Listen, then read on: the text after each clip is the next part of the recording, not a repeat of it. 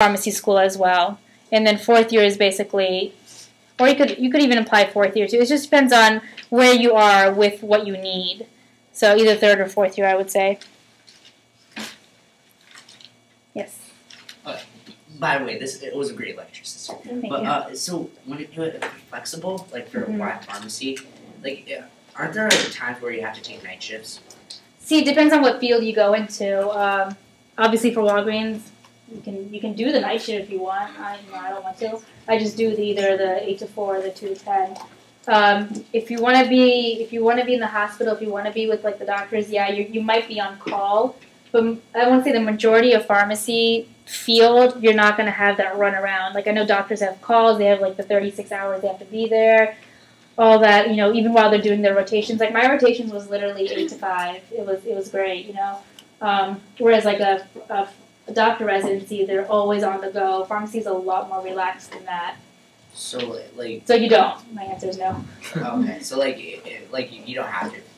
Even if they unless that's like a field you want to go into. If you want to take that path, you can, but it's something you have to do. Whereas, like I know for medicine, if you don't do residency, your options are really limited. You can pretty much only do research. But a lot of times you kind of have to have your residency. Whereas pharmacy, you don't have to do your residency. I'd say half the people don't do residency, half of them do. It's a great field for sisters, I have to say. It's really good. Because I wanted to be a doctor at first, but then I felt like the lifestyle of a doctor is just not conducive to having a family, to having kids.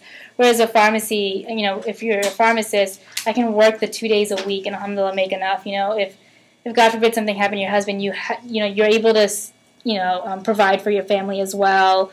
It's not as intense. So that's a big thing too. I have another question for the sisters. So what do you recommend? Because I know like medical school has a very strong. And they insist so much on they have to have research, they have to have volunteering work, they have to have a year clinical experience.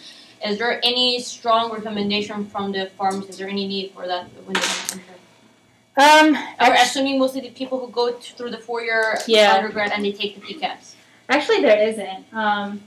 It's as much as there is, they push that in med school, there's not that much in pharmacy school at all. It's another good thing about it. Because the thing is, like, even when you're in pharmacy school, they give you a lot of experience then. And if you want to work at a hospital, they will, doing a residency will look great. They'll most likely, they're a lot more likely to hire you versus, like, someone like me who hadn't done a residency. But as far as getting into pharmacy school, it'll look really good on your resume, but that's not going to be what it comes down to. It's not going to, I personally don't think it'll make that big of a difference.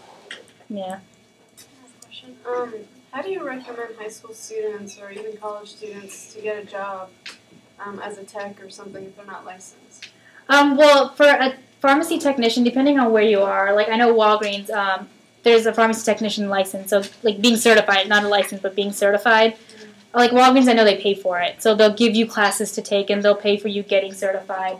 As far as the hospital goes, some hospitals you don't need to be certified. A technician job is honestly like, if you want to work as a waitress, you can work as a waitress. You just kind of apply for the job. The same thing with a technician.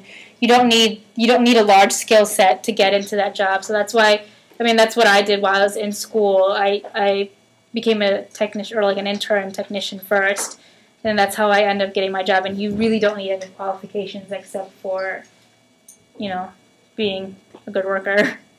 So there's nothing like you don't have to be certified. Nowadays, I know they're looking for it, but like I said, a lot of places will pay for you to get certified while you're on the job.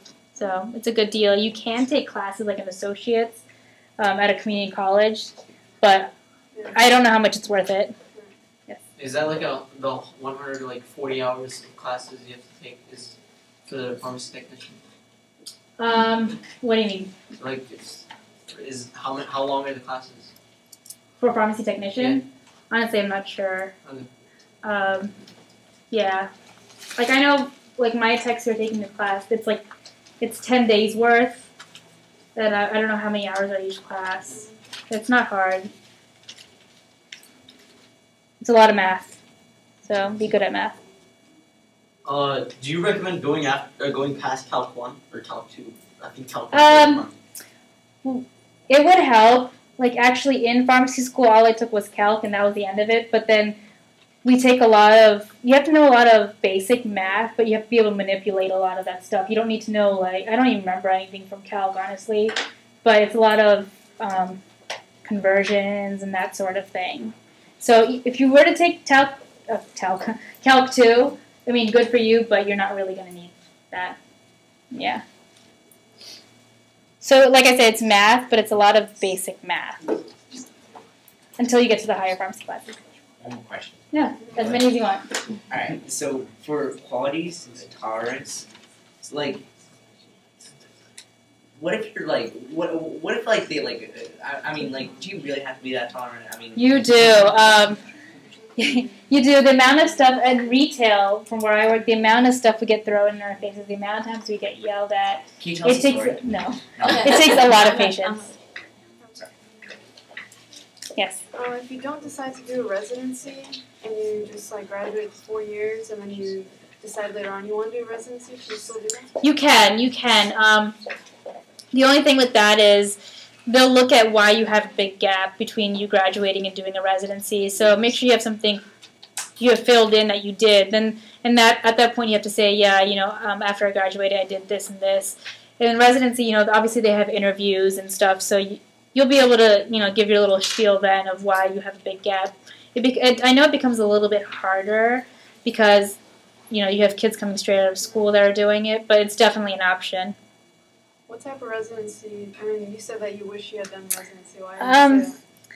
Well, I personally, I went into retail, but I personally like the hospital a lot better, just because, like I said, with retail, you deal with a lot of angry customers, and whereas at a hospital, you're just dealing with healthcare professionals, so you're going to be, even though you're going to be talking to nurses and doctors, they're a lot more cordial with you. And a lot of the rotations I did like rounds with the doctor. So if you decide you want to do a residency, you're the type of pharmacist that's up on the floor. You're going to be doing the rounds with the doctors. I don't know if you guys know what a code is when someone's, their heart stops, and they do all that crazy stuff. You're in that room doing it with them. You're in that room giving them the drugs and stuff. So, but you can only do that if you have a residency nowadays. Before, By the way. okay, before that, you didn't have to have a residency, but now they're really looking for a residency. So you do have that upper hand if you have one. So pretty much pharmacists that are working in hospitals have done residencies. See, there's 2 types of hospital pharmacists. You can either be the staff pharmacist, which is like down in the basement, literally putting the medications together, or you can be upstairs with the doctors who are giving the recommendations. Because when I did rotations, a lot of doctors will turn to you and be like, "Hey, what do I give? How much of this do I give? This person, their kidney's not working. What do I do? What do I give?" And so you got to be able to be like this, this, and this, and you got to be able to do the calculations and go back to the books and don't be afraid to look through books. That's another thing. Don't ever be afraid to say I don't know. But yeah, so it depends on what you want to do. If you want to be upstairs with the doctors, you need a residency. You absolutely need a residency. Probably like just a 1 year or 2 years. 1 year is fine. 2 years is like if you want to be in the ICU ward, then you would need a specialization in that area. If you want to be, like I did a pediatric oncology, so the pharmacist I was under, she had done a 2nd year in oncology for just kids. So you work just there, and that's highly, it's really narrow, very specialized. Is it hard to get a job when it's so specialized? It's not. Right now it's not, just because they're looking for that. They really want you, because not a lot